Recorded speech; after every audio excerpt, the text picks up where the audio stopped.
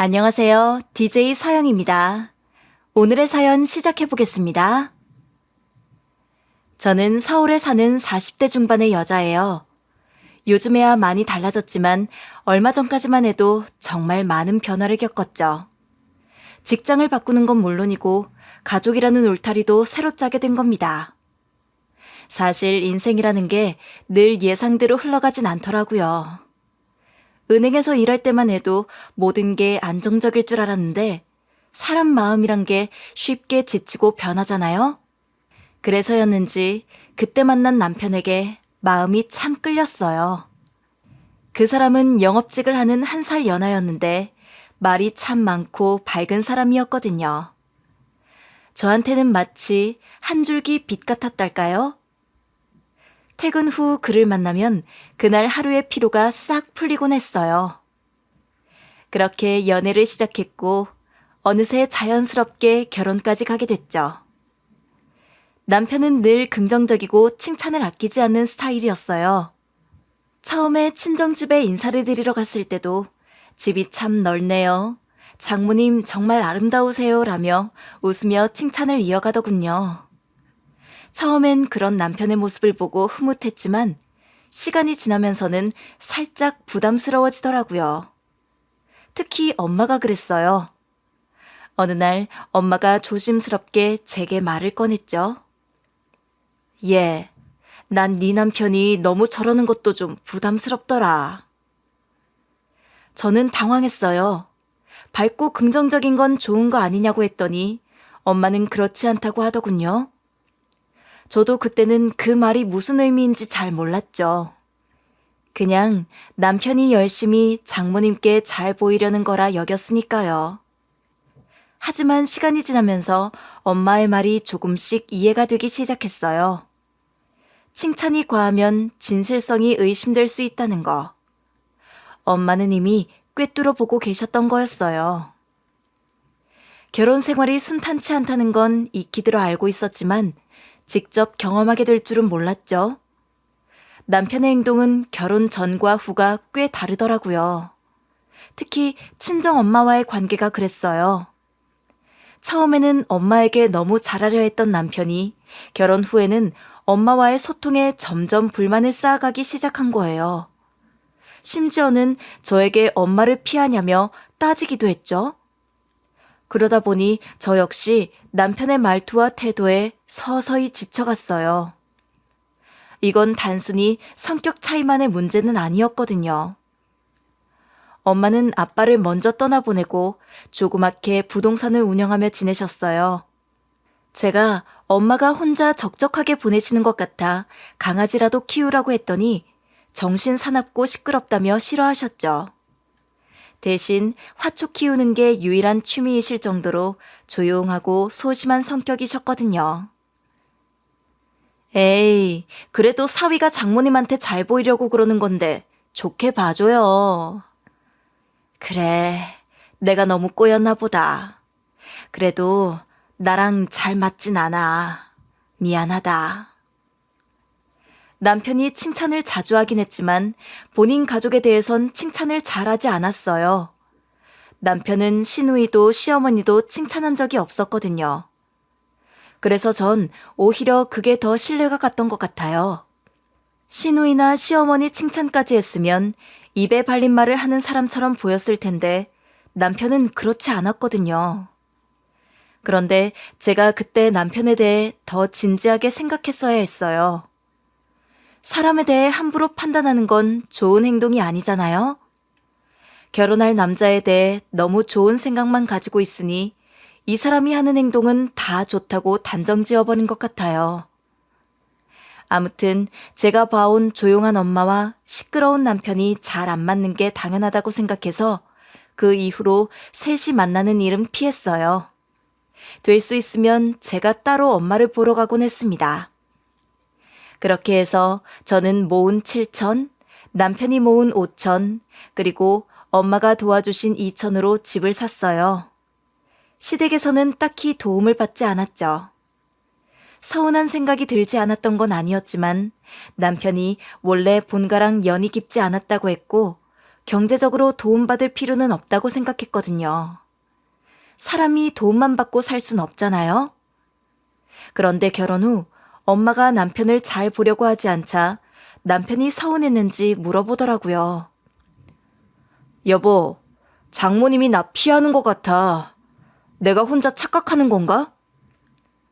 저는 당황했지만 솔직하게 말했어요. 남편이 상처받을까봐 걱정됐지만요. 우리 엄마가 원래 그런 성격이라 그래. 당신이 싫어서가 아니라 혼자 있는 걸 좋아하거든. 그 이야기를 듣고 남편이 짜증을 내더라고요. 역시 그렇구나. 내가 장모님 생신이라고 맛있는 거 먹자고 했더니 나중에 보재. 어? 당신 우리 엄마한테 전화했어? 우리 엄마가 성격이 내성적이라 그렇지. 그런데 왜 나한테 먼저 상의하지 그랬어? 자기 엄마라고 감싸네. 난 진짜 장모님 기쁘게 해드리고 싶었는데 나만 바보 됐잖아. 남편은 그런 상황에서 마치 자기가 피해자인 것처럼 행동했어요. 저는 남편이 친구 관계에 대해 했던 이야기가 떠올랐어요. 자기 말을 들어주지 않거나 통제가 안 되면 바로 친구 관계를 정리한다고 했던 그 말이요. 여보, 우리 엄마가 절대 당신을 무시하는 게 아니야. 그냥 성격이 그런 거라고. 내가 이렇게까지 했는데도 무시당하는 느낌인데? 당신은 화도 안 나? 아니라니까. 우리 엄마가 일부러 그러신 게 아니라고. 결국 남편은 엄마와의 관계를 계속 문제 삼았어요. 제가 아무리 설명해도 소용이 없었어요. 그래서 남편이 엄마한테 또 전화할까봐 걱정돼서 폰뱅킹으로 남편에게 30만 원을 입금해줬어요. 갑자기 이 돈은 뭐야? 먹고 떨어지라는 거야? 아니, 그냥 당신 속상했을 것 같아서 어머님이랑 뭐라도 맛있는 거 드시라고. 남편은 투덜거리면서도 결국 받아들였어요. 그렇게 사건이 마무리되는 줄 알았는데 며칠 후 시어머니한테 전화가 왔어요. 예, 너 우리 아범 괴롭혔니? 아범이 엄청 속상해하던데 사돈 어른이 너무하시더라. 저는 그 말을 듣고 어이가 없었어요. 그런 게 아니에요. 엄마가 원래 내성적이셔요. 오해가 생긴 것 같아요. 오해라니? 내 아들이 그렇게까지 했는데 사돈 어른이 너무하셨던 거 아니야? 저는 시어머니의 잔소리를 들으며 죄송하다는 말만 하고 끊었어요. 그렇게 결혼 후 임신과 육아를 겪으면서 제가 친정에 가기보다는 엄마가 저한테 따로 연락하시고 제가 있을 때만 오시는 경우가 많아졌습니다. 시어머니가 뭐라고 할수록 저희 엄마는 남편과 마주치려 하지 않으셨어요. 저는 이게 당연하다고 생각했어요. 저희 엄마가 원래 내성적인 성격이니까 그걸 받아들이고 이해하는 게 맞다고 여겼거든요. 하지만 시어머니나 남편은 엄마를 이해하려고 하지 않았으니까요. 그렇게 아이를 키우고 복직을 하면서 제 30대가 어떻게 지나갔는지 어느새 40대 중반이 된 것도 모를 정도로 시간이 순식간에 흘렀습니다. 남편에게는 6살 어린 시누이가 있었어요. 남편이 저보다 1살 연하니까 시누이는 저보다 7살 어리더라고요. 시누이는 매니큐어 아티스트라고 했지만 사실은 아티스트 보조로 일하는 정도였어요. 한 달에 190만 원 정도 번다고 했고요. 허영심이 많아서 저축은 안 하고 쇼핑에 100만 원 넘게 쓴다고 남편이 고민이 많았어요. 결혼 초반엔 시어머니가 저를 자주 찾으셨지만 시누이가 결혼하면서 딸을 챙기느라 바빠지셨는지 저에게는 연락을 거의 안 하셨어요. 여보, 시어머니랑 아가씨는 잘 지내셔? 요즘 연락이 없어서 걱정되네. 남편은 본가에 신경 쓸 필요가 없다는 듯 시큰둥하게 반응하더라고요. 각자 자기 앞가림 하느라 바쁘겠지. 우리가 굳이 신경 쓸 필요가 있나? 우리도 우리 사는데 벅차잖아. 남편은 본가와의 관계가 그리 가깝지 않아서 친정과 관련된 일은 제 선에서 해결하려고 했다고 말했어요. 요즘 말로 셀프 효도를 자연스럽게 하고 있었죠. 저는 이런 상황을 회사 동료들에게 자랑하듯 이야기하곤 했는데요. 저를 부러워하는 동료도 있었지만 반대 의견을 주는 사람도 있더라고요. 에이, 아무리 그래도 시댁과 담 쌓고 지내는 건 좀 그래요. 그래도 한 가족인데 어느 정도 선은 지켜야 해요. 요즘 트렌드가 그렇긴 하지만 가끔은 찾아가서 둘러봐야 해요. 주변에 그런 걸 모르고 남편한테 홀랑 당한 사람도 있더라고요. 그 말을 듣고 남편을 의심한 건 아니었지만 혹시나 하는 마음이 생겼어요. 너무 시댁과 얼굴을 안 보고 지내는 것 같아서 저도 신경이 쓰이긴 했거든요. 그런데 당시 일이 바쁘고 아이까지 돌봐야 해서 모르는 게 약이라고 따로 크게 신경 쓰지 않았어요. 그 일이 있던 어느 날 엄마가 저를 조용히 부르셨어요. 그런데 남편 없이 저만 오라고 하시길래 별다른 의심 없이 혼자 친정에 갔습니다. 원래 엄마는 저와 단둘이 보는 걸 더 좋아하셨으니 그저 평소처럼 느껴졌거든요. 하지만 막상 집에 도착하니 평소와는 다른 분위기가 느껴졌습니다. 엄마 집에 들어서자마자 눈에 띈 건 집안에 가득하던 화초들이 하나도 없다는 것이었어요. 게다가 냉장고마저 텅 비어 있었죠. 깜짝 놀라서 이게 무슨 일이냐고 묻자 엄마는 말없이 서류 봉투를 건네주셨습니다. 아무래도 병원에 입원해야 할 것 같아. 담도암 3기래. 엄마가 암 판정을 받으셨다는 말이었어요. 그 순간 저는 하늘이 무너지는 것만 같았어요. 그런데 엄마는 오히려 차분한 목소리로 치료가 가능할 거라며 너무 걱정하지 말라고 하셨습니다. 하지만 그게 어떻게 가능하겠어요? 엄마의 암 소식을 듣고 나니 마음이 너무 아프고 앞으로 다가올 일이 걱정돼 잠을 이룰 수 없었습니다. 그 후로도 3개월 동안 저는 미친 듯이 병수발을 들었어요. 일이 끝나면 곧장 병원으로 달려가고 주말에도 병원에서 시간을 보냈습니다. 하지만 남편은 다르게 행동했어요. 그렇게 엄마를 보고 싶어 하던 사람이었으면서도 주말에 한 번쯤 병문안을 올 법도 한데 바쁘다는 이유로 단 한 번도 오지 않았죠. 여보, 우리 엄마 이렇게 돌아가시면 어떡해? 나 진짜 마음이 안 좋아. 이번 주말엔 병원에 와줄 수 있어? 힘들면 앉아만 있어도 돼. 나 이번 주에 회사 외근 있어. 나 바쁜 거 알잖아. 그럼 다음 주는? 회사 끝나고 밤에라도 병원에 올 수 없어? 고집 좀 그만 부려. 장모님 아프셔서 속상한 건 알겠는데 나도 일하느라 힘들어. 당신이 엄마 생각에 빠져 있는 건 이해하지만 적당히 해야지.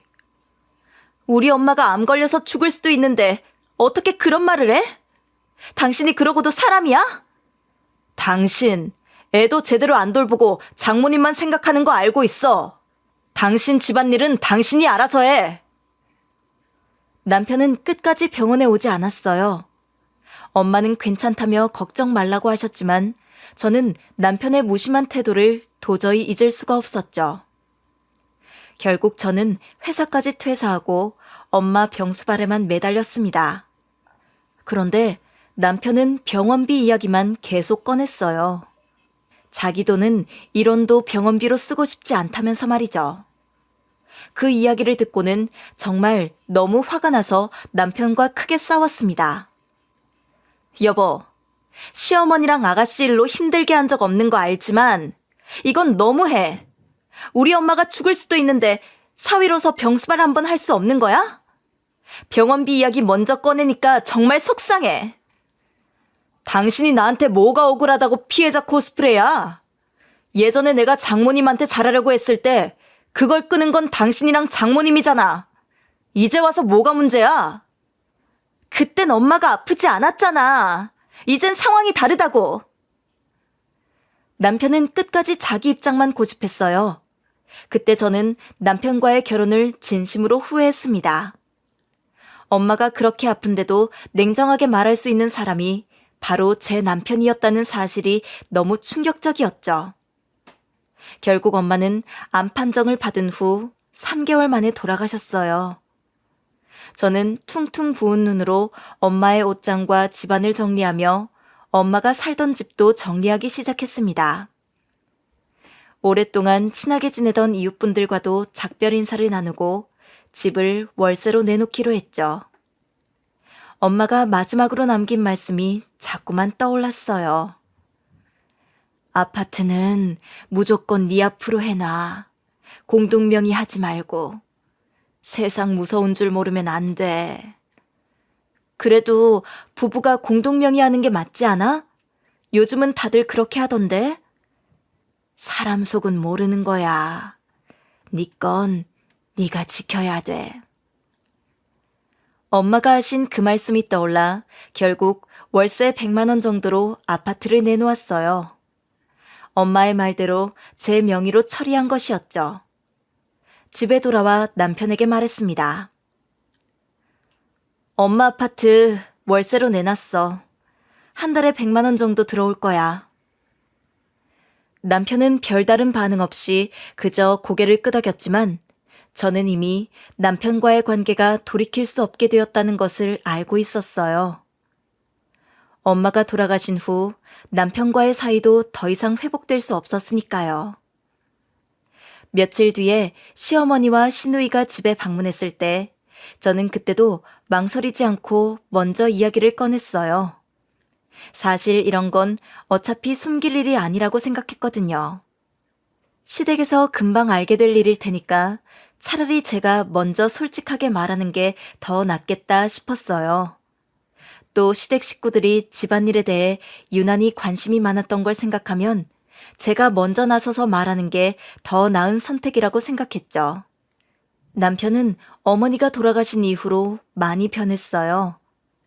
예전에는 싸울 때마다 차갑고 감정 없는 모습만 보였었는데 갑자기 친절해지더군요. 남편은 저를 보며 말했어요. 그래, 마음고생 많았지? 앞으로는 더 이상 속상한 일 없었으면 좋겠어. 그런데 시어머니와 시누이는 그런 남편과는 다르게 미소 한 번 보이지 않더군요. 그 다음 날부터 시어머니는 아파트 월세 문제를 끊임없이 물어보시기 시작했어요. 계속해서 그 이야기를 꺼내시는데 처음엔 이해하려고 했죠. 아무래도 걱정이 많으시겠구나 싶었거든요. 시어머니는 말하셨죠. 너네 그 아파트 말이다. 들어온다는 사람은 있니? 세상에, 요즘 월세가 100이라니 너무 비싼 거 아니냐? 저는 이 말을 듣고 조금 당황했어요. 사실 그 금액이 그렇게 과한 게 아니라고 생각했거든요. 네? 제 아파트요? 100만 원이면 그래도 저희 아파트가 40평에다가 신축인데 그 정도는 해야 맞는 금액이죠. 요즘 시세로 보면 그 정도 가격은 아주 적당한 거예요. 하지만 시어머니는 계속 그 금액에 불만이 있으셨나 봐요. 아무리 그래도 100만 원이면 누가 들어오겠니? 내가 우리 며느리 걱정돼서 하는 말이다. 그 돈이면 들어올 사람도 없을 텐데 네가 이걸로 돈도 더 벌어야 하지 않겠니? 그걸로 생활도 더 잘하고 해야지. 이 말을 듣고 저는 시어머니께 잘 설명을 드렸죠. 괜찮아요, 어머님. 제가 알아서 잘할 테니 너무 걱정하지 않으셔도 돼요. 이건 전문가들한테도 물어보고 결정한 거라 자신 있어요. 하지만 시어머니는 제 대답에 그리 만족하지 않으셨던 것 같아요. 너는 내가 기껏 걱정해서 전화까지 했는데 이렇게 귀찮다는 식으로 대답하니? 내가 전화하는 게 싫은 거냐? 사실 이 말을 들었을 때 좀 서운했어요. 저는 그저 제 상황을 설명했을 뿐인데 시어머니는 제가 그저 귀찮아하는 것처럼 느끼셨던 것 같거든요. 아니에요, 어머님. 절대 그런 의도가 아니에요. 제가 전문가들하고 충분히 상의해서 내린 결론이라 그런 거예요. 저도 어머님이 걱정하시는 것 충분히 이해해요. 어머님이 제 걱정해 주시는 것도 너무 감사하죠. 하지만 시어머니는 여전히 저를 이해하지 못하시더라고요. 에휴, 너는 시애미가 기껏 이렇게까지 해주는데도 나쁜 생각만 하는구나. 알았다. 더 이상 얘기하지 않겠다. 그렇게 이야기가 끝났지만 시어머니는 여전히 아파트 월세 문제를 계속해서 물어보셨어요. 제가 정말 괜찮다고 여러 번 말씀드렸는데도 3일에 한 번씩은 꼭 연락을 하셔서 아파트 나갔냐고 묻고 월세 가격을 좀 더 낮추면 어떻겠냐고 계속 종용하시더라고요. 그때는 정말 귀찮고 답답했어요. 이건 아무리 생각해도 좀 지나친 것 같아 고민 끝에 결국 시어머니께 거짓말을 해버렸어요. 시어머니는 또 물어보셨죠? 예, 이번에 아파트 월세 계약 아직 안 됐지? 내가 말했잖아. 100만 원이면 안 들어온다고 했잖아. 이제 어떡하니? 저는 그 말을 듣고 순간적으로 생각이 나서 이렇게 대답해버렸어요. 아, 그 아파트 건이요? 안 그래도 들어오려는 사람이 있어서요. 그분이 5년 계약을 원하시더라고요. 저도 매번 사람 구하는 게 귀찮아서 이번에는 5년 계약하려고요. 사실 월세 계약은 2년 이상 하기 힘든데 그냥 일부러 5년이라고 해버렸어요. 그 말을 들은 시어머니는 깜짝 놀라시더라고요. 뭐? 5년 계약이라니? 그럼 이제 5년 동안 그 집에서 못 빼는 거야? 저는 아무렇지 않게 대답했어요. 그럼요. 계약서에 그렇게 쓰기로 했어요. 그렇게 해야 확실하지 않겠어요? 시어머니는 한숨을 쉬시면서도 계속 말씀하시더라고요. 아이고, 네가 이렇게 빨리 결정해버리다니. 그래서 내가 네가 이런 식으로 할까봐 걱정돼서 계속 전화했던 거잖아. 답답하구나.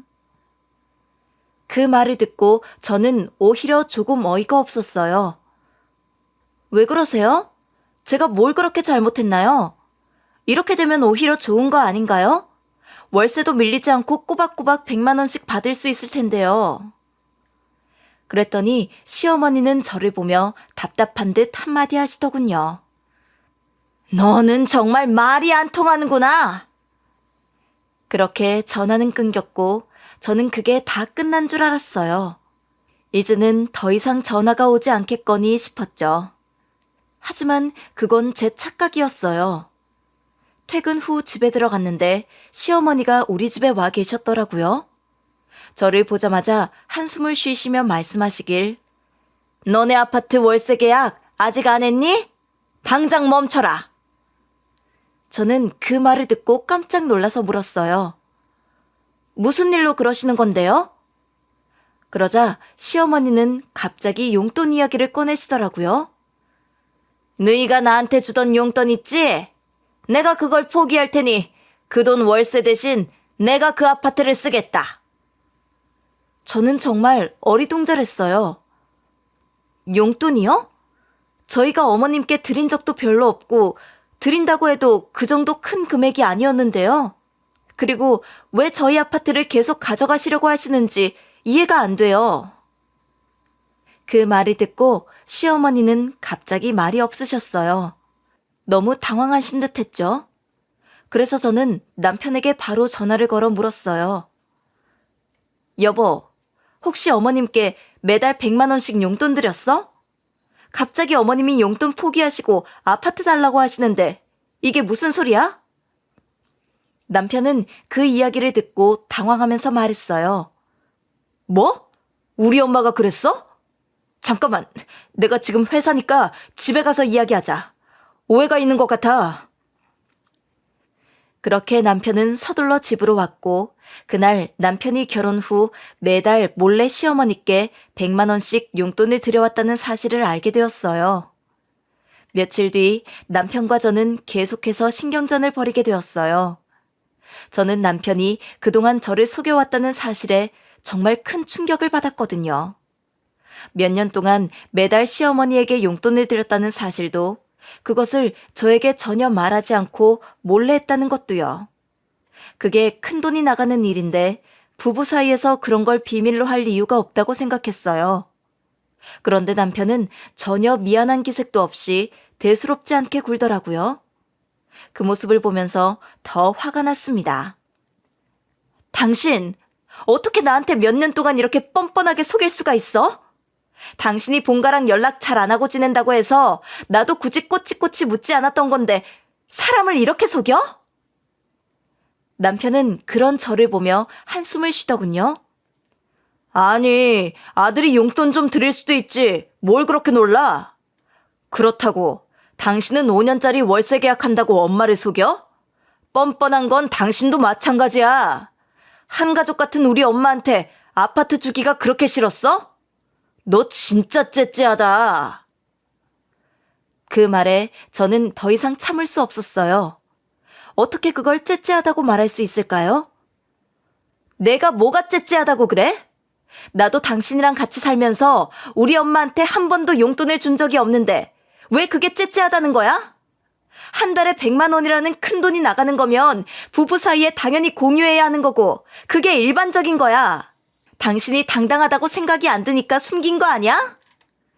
남편은 여전히 제 말에 반박할 생각뿐이었어요. 당당하지. 하지만 당신은 내가 장모님이랑 친하게 지내려는 것도 반대하는 사람이잖아. 내가 우리 엄마한테 100만 원 보낸다고 했으면 기절할 것 같았거든. 그러니까 설득시키길 애초에 포기한 거지. 당신이 우리 엄마를 진심으로 자기 엄마라고 생각했으면 이럴 일도 없었어. 어느 정도 선을 맞추고 서로 조율했겠지.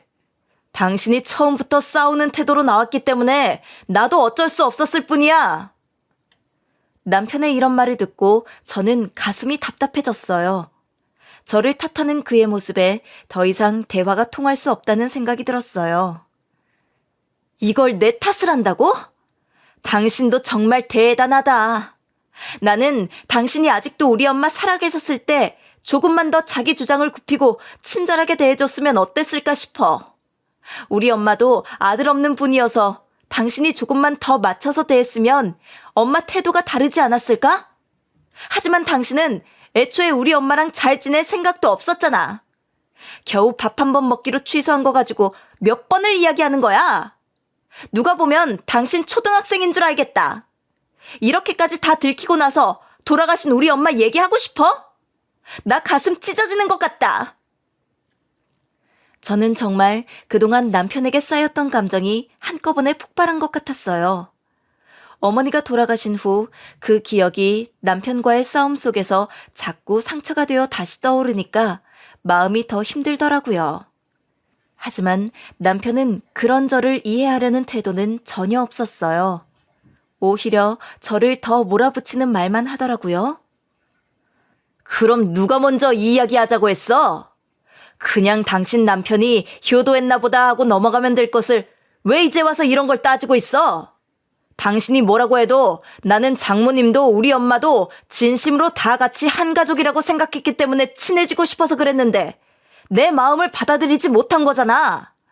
난 거부당했고 당신은 우리 엄마랑 잘해보려는 노력이라도 했어? 내가 선 그어놓고 아무것도 안 해도 된다고 하니까 정말 얼굴 한번 안 비추더라. 그게 며느리야? 가족이야? 남편의 말을 들으면서 정말 더 이상 말이 통하지 않음을 느꼈어요. 그는 자신의 행동을 정당화하기 위해 저를 계속 비난하는데 저는 도저히 그가 무슨 말을 하는지 이해가 안 됐어요. 왜 이제 와서 그래? 당신이 처음부터 자기는 본가랑 안 친하니까 연락하지 말자고 자기 선에서 해결한다고 했잖아. 누가 들으면 내가 당신이 하자는 거 다 거절했던 줄 알겠어? 남편은 한숨을 쉬며 비꼬듯 대답했어요. 그렇게 고지곳대로 듣는 것도 능력이다. 사람이 사회생활을 했으면 한 번 들었을 때 어떻게 해야 할지 대충은 알 텐데 당신은 그냥 한 번 듣고 자기가 하고 싶은 대로 행동한 거 아니야? 어떻게 그렇게 사람이 멍청하지? 그 말에 저는 충격을 받았어요. 남편이 이렇게까지 저를 무시할 줄은 몰랐거든요. 그래, 내가 당신이랑 살아서 멍청해졌는지 아니면 원래 멍청했는지 모르겠지만 당신이 이렇게까지 우리 집에 관심 있는 줄은 몰랐더라고. 남편은 제 말에 갑자기 의아한 표정을 지으며 물었어요. 뭐? 그건 또 갑자기 무슨 소리야? 저는 가방에서 서류 한 장을 꺼내 남편에게 건넸습니다. 그 서류는 남편이 저희 엄마에게 아파트를 빌리자며 한 달에 80만 원을 드릴 테니 계약을 맺자는 제안을 했던 부동산 서류였어요. 당신, 그동안 나 몰래 엄마 찾아가서 아파트 이야기했었어? 엄마 가방 정리하다가 이런 게 나오더라?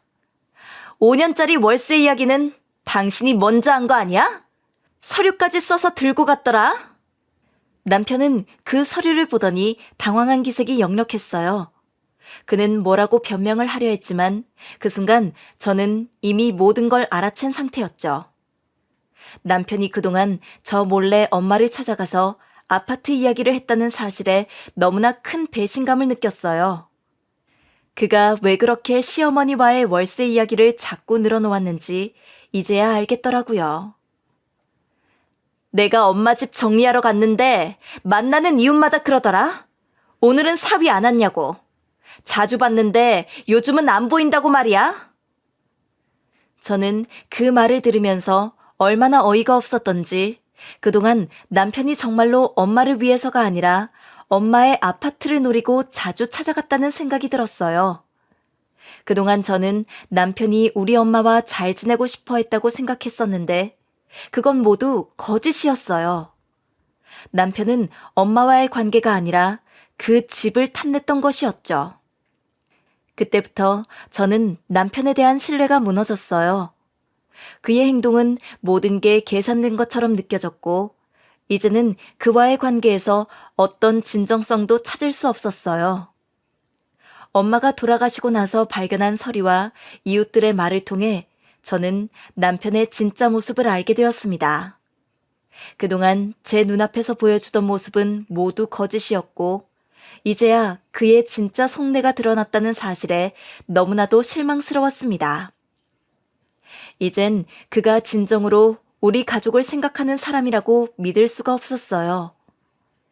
그의 진짜 목적이 무엇이었는지, 그리고 그동안 왜 저를 그렇게 속여왔는지 모든 게 이제야 명확해졌습니다. 남편과의 관계를 다시 생각해 볼 수밖에 없겠더군요. 며칠 동안 저는 남편과의 이혼을 진지하게 고민하며 시간을 보냈어요. 남편이 친정엄마와 관련된 일들, 그리고 그동안 시어머니에게 용돈을 보낸 사실을 알고 나서부터 머릿속이 복잡해졌거든요. 그런데 그 고민이 끝나기도 전에 시어머니가 한마디로 해결해 주셨어요. 남편의 행동을 보고 더 이상 지켜볼 필요도 없다고 생각했죠. 그래서 그날 밤 남편에게 단호하게 말했어요. 내가 어떻게 이혼할까 고민하며 며칠을 보냈는데 어머님이 이렇게 한 방에 해결해 주시네? 어차피 당신 성격에 합의는 안 할 테니 변호사나 찾아놔. 내일 해 뜨면 바로 이혼 진행할 거니까. 제 말을 듣자 남편은 처음에는 눈이 휘둥그레지더니 바로 말을 바꾸면서 변명하기 시작했어요. 사과하고 빌면서 어떻게든 상황을 수습하려고 하더군요. 여보, 내가 그러고 싶었던 게 아니야. 내 동생이 사는 집이 너무 좁아서 도와주고 싶어서 몇 번 찾아간 거야. 남편은 마치 그 모든 행동이 신우 때문이었다고 변명했어요. 하지만 그동안 나 몰래 친정엄마를 찾아가고 시어머니에게 용돈을 보낸 것까지 알게 된 지금 그가 무슨 말을 해도 더 이상 믿을 수 없었어요. 남편의 밝은 성격조차 진짜였는지 의심스러워졌죠. 그러고 싶었던 게 아니라고? 나랑 결혼 생활하면서 가짜가 아닌 게 대체 있긴 해? 결혼하고 나서 당신은 본가랑 친하게 지내는 거 싫다고 했으면서 이제 보니 엄청난 효자였고 여동생도 끔찍하게 사랑하는 사람이었네. 어떻게 내 앞에서는 그렇게 물 흐르듯 연기를 했어? 지금 생각하니까 정말 소름 돋는다. 그냥 우리 엄마와 나한테서 가져가고 싶은 게 있으니까 연기한 거잖아. 엄마 안 돌아가셨으면 어머님 용돈 그대로 드리고 우리 엄마한테도 나 몰래 아파트 달라고 계속 그러지 않았겠어? 그런데 엄마는 한 번도 그 얘기를 하지 않으셨어. 남편은 한숨을 내쉬면서 조금 당황한 듯 보였어요. 그도 이제 더 이상 변명하기 힘들다는 걸 느꼈나 봐요. 하지만 여전히 포기하지 않고 변명을 늘어놓더군요. 여보, 내가 정말 미안해. 처음에는 진짜 장모님이랑 잘 지내고 싶었어. 내가 어떻게 검은 마음만 가지고 아내 엄마한테 그러겠어? 그러다 동생이 결혼해서 10평짜리 빌라에서 사는 게 안쓰러워서 그랬어. 곧 아이도 가져야 하는데 장모님이 좋은 아파트를 가지고 계셨던 게 생각났고 당신한테 말하면 당신이 반대할 게 분명하니까 어떻게 해야 할지 고민하다가 오빠로서 동생을 챙기고 싶어서 이렇게 된 거야. 남편의 변명을 듣고 있자니 더 이상 참을 수 없었어요. 어떻게 이렇게 뻔뻔할 수 있을까요? 당신이 진짜 동생을 도와주고 싶었다면 따로 돈을 준비해서 도와줬어야지. 왜 다른 사람의 아파트를 가지고 도우려고 해? 우리 엄마는 엄연히 우리 엄마고 당신에게는 남이야. 대가를 치르고 빌리든가 해야지. 어떻게 보증금도 없이 아파트를 내놓으라고 해? 당신 진짜 너무하다. 남편은 제가 말을 끝내기도 전에 급하게 끼어들며 변명을 이어갔어요. 그렇게 하려고 했던 게 아니라 그냥 내가 생각한 최선의 방법이 그거였던 거야. 그런데 당신한테는 안 좋게 보였을 뿐이고 여동생 상황도 안 좋았고 나도 여유 자금이 없어서 그렇게 된 거야. 당신 말이 다 맞아. 내가 잘못했지. 그러니까 제발 한 번만 용서해줘. 내가 이렇게 빌게. 하지만 그의 사과는 이제 더 이상 저에게 아무런 의미가 없었어요. 그가 어떤 변명을 하든 이미 제 마음속에는 남편을 믿을 수 없는 생각만 가득했거든요. 당신이 지금 와서 사과한다고 뭐가 달라지겠어? 이제 당신이 웃어도 그건 다 연기일 거라는 걸 알게 됐어. 어떻게 당신이랑 부부 생활을 다시 할 수 있어? 당신이랑 같이 있는 것도 소름 돋아. 남편은 한숨을 내쉬며 마지막으로 한마디를 던졌어요. 여보, 우리가 같이 산 세월이 있잖아. 우리 아이도 있잖아. 아이는 아빠 없는 애로 키울 거야? 그건 아니잖아. 그 순간 저는 더 이상 그와 같은 집에서 살고 싶지 않다는 걸 깨달았어요. 당신 같은 아빠가 있을 바에야 그냥 아빠 없는 애로 키우는 게 더 나을 것 같아. 당신은 아빠 자격도 없어. 그러니까 내 앞에서 사라져. 그날로 저는 바로 이혼 절차를 밟기 시작했어요. 남편이 지난 3년 동안 신우와 시어머니에게 번갈아가며 돈을 보냈다는 사실도 통장 기록을 통해 확인하게 되었죠. 그 순간 제 마음속에서는 더 이상 미련이 없었습니다. 며칠 뒤 신우가 연락을 해왔어요. 무슨 일인가 싶어 전화를 받았는데 전화를 받자마자 소리를 지르며 따지더군요. 형님, 어떻게 지금까지 그렇게 잘해준 우리 오빠랑 이혼할 생각을 하실 수 있어요? 해도 해도 너무하세요. 정말 어이가 없었어요. 시어머니와 남편이 저에게 했던 짓을 몰라서 그런 말을 하는 건지 아니면 정말 뻔뻔한 건지 혼란스러웠죠. 일단은 그녀의 말을 들어보려고 했습니다. 제가 뭘 잘못했다고 그러세요? 아가씨는 상황 제대로 알고 계신 거 맞아요? 지금은 아가씨 쪽에서 사과를 해야 할 상황이에요. 잘 모르면 그냥 조용히 계세요. 신우는 오히려 화를 내며 더 강하게 주장했어요. 우리 오빠가 좀 서툴러서 그렇지. 효도도 엄청 잘하고 성격도 좋은 사람인데.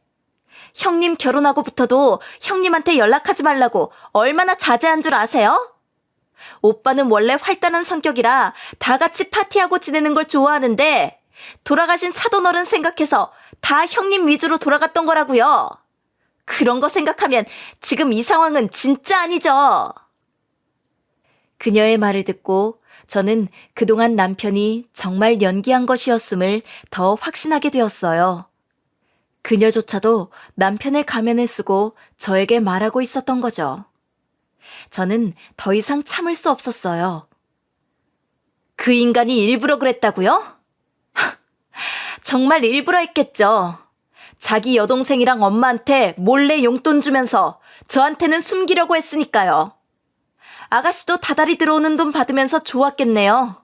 한 달은 시어머니, 한 달은 아가씨, 번갈아 가면서 돈 보냈던데요? 그 말을 끝으로 신우는 잠시 말을 멈추더니 갑자기 전화를 끊어버렸습니다. 저는 그 순간 깨달았어요. 이 가족은 그저 저를 속여서 자기들끼리만 잘 살고 싶었던 거였다는 거려. 그 말을 듣고 신우는 순간 얼어붙었어요. 아마도 시어머니에게 용돈을 주는 것이 남편과 저 사이에서 합의된 것인 줄 알고 있었던 모양이더라고요. 저도 그 순간 얼마나 황당했는지 모릅니다. 그러니까 그 용돈이 형님이랑 오빠랑 상의해서 준 게 아니었다고요? 네, 맞아요. 저와는 상의한 적이 단 한 번도 없었죠. 그런 것도 모르셨으면 제발 이 전화 끊어주세요. 제가 단호하게 말하자 신우는 한숨을 내쉬면서 오빠가 그동안 얼마나 힘들었을지를 생각하는 듯한 목소리로 대답했어요. 우리 오빠가 그럼 혼자 삭히느라 얼마나 고생이 많았겠어요. 우리 오빠 속 깊은 건 알아줘야 해요. 갑자기 신우가 울기 시작하는 거예요. 저는 너무 어이가 없었어요.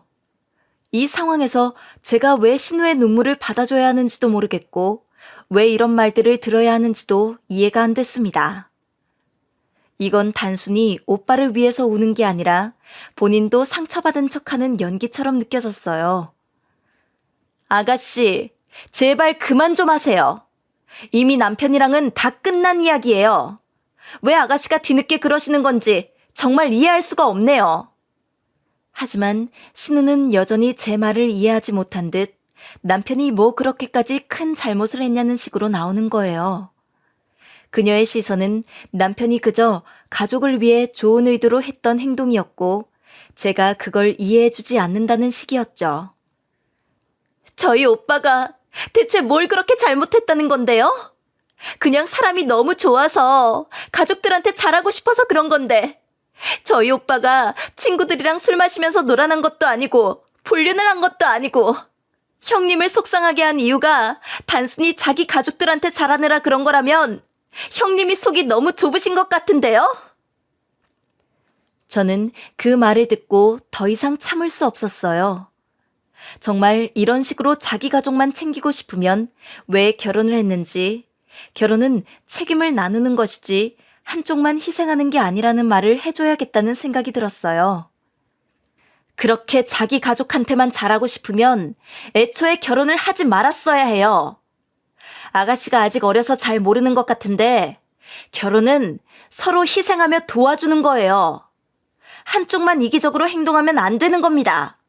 아가씨도 결혼하셨다면서요. 남편한테 잘하세요. 잘못하면 이혼당할 수도 있으니까요. 그 말에 신우는 몹시 기분이 상한 듯 소리를 질렀어요. 네? 지금 저한테 말 다 했어요? 네, 말 다 했어요. 더 이상 연락하지 마세요. 그렇게 더 이상 이 대화를 이어갈 필요가 없다는 판단이 들어 저는 전화를 끊어버렸어요. 이런 상황에서 아무리 대화를 나눈들 신우가 저의 입장을 이해해 줄 것 같지 않았거든요. 가족에게 무조건 잘하는 것이 미덕이라고 생각하는 그녀와는 더 이상 얘기할 필요가 없었어요. 그렇게 신우와의 통화가 끝난 후 남편이 저희 집에 찾아왔습니다. 사실 저는 남편에게 찾아오지 말라고 이미 말한 상태였기 때문에 그가 또 나타난다는 것 자체가 저에게는 큰 스트레스였죠. 뭐야? 내가 찾아오지 말라고 했잖아. 그런데 남편은 이제까지 한 번도 보지 못했던 얼굴로 엉엉 울면서 갑자기 무릎을 꿇고 바닥에 머리를 박는 겁니다. 정말 어이가 없었어요. 제가 그 모습을 보고 일어나라고 말했지만 남편은 이혼을 취소하기 전까지는 절대 일어나지 않겠다고 하더군요. 나 당신이랑 이혼하면 더는 못 살아. 나를 누가 받아준다고 그래? 제발 한 번만 봐줄 수 없을까? 이렇게 빌게. 내가 당신 아니면 아무도 못 사는 거 알잖아. 내가 이렇게 잘못했어. 단 한 번의 실수로 인생이 이렇게 틀어지는 건 정말 아닌 것 같아. 한 번만 용서해 주라. 당신이 원하는 게 있다면 뭐든 할게. 그러니까. 저는 남편의 말을 들으며 믿을 수 없다는 생각이 들었어요. 그가 단 한 번의 실수라고 말하는 것이 정말 어처구니가 없었거든요. 단 한 번의 실수라고?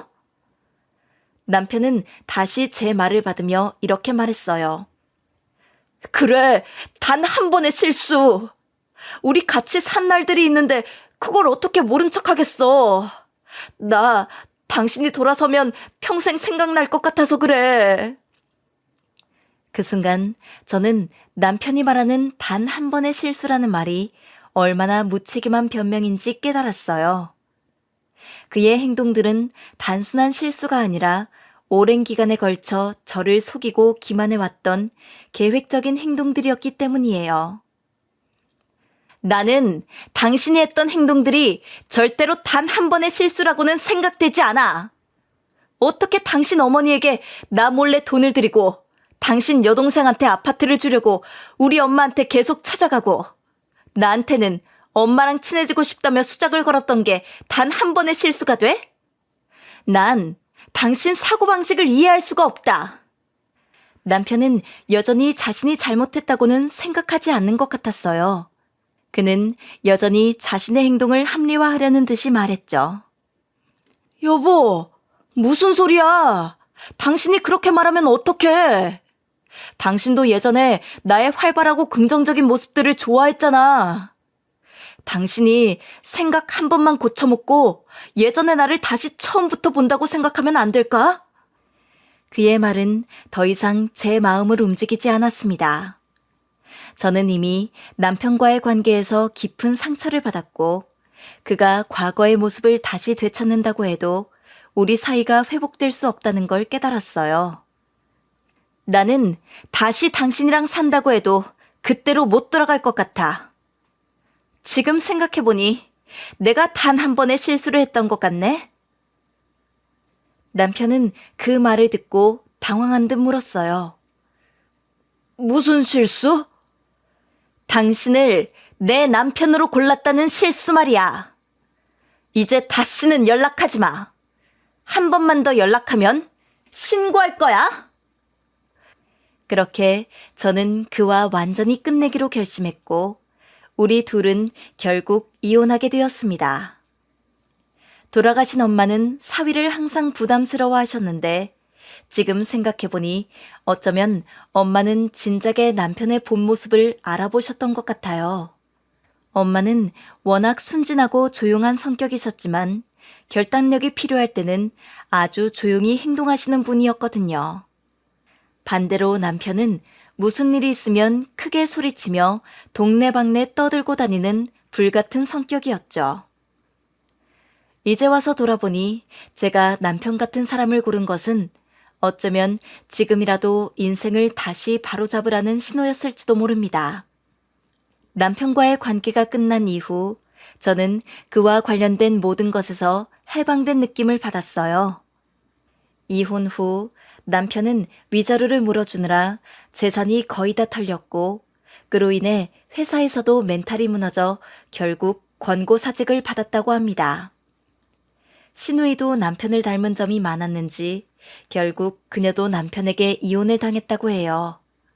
그리고 다른 남자를 찾았지만 2차 파혼을 당했다는 소식을 들었습니다. 전 시어머니는 자식들이 이렇게 되자 늙은 나이에 식당에서 설거지를 하며 겨우 생계를 이어가신다고 들었어요. 저는 다행히 퇴사 후 모아둔 퇴직금으로 작은 꽃가게를 차렸습니다. 비록 큰 돈을 벌지는 않지만 지금은 마음이 편하네요. 저와 하나뿐인 아들은 저와 함께 지내고 있습니다. 결국 제 인생에서 믿을 사람은 저 자신뿐이라는 생각이 듭니다. 이렇게 제 이야기를 들어주셔서 감사합니다. 청취자 여러분들도 모두 건강하시고 오늘 하루 행복하시길 진심으로 바랍니다.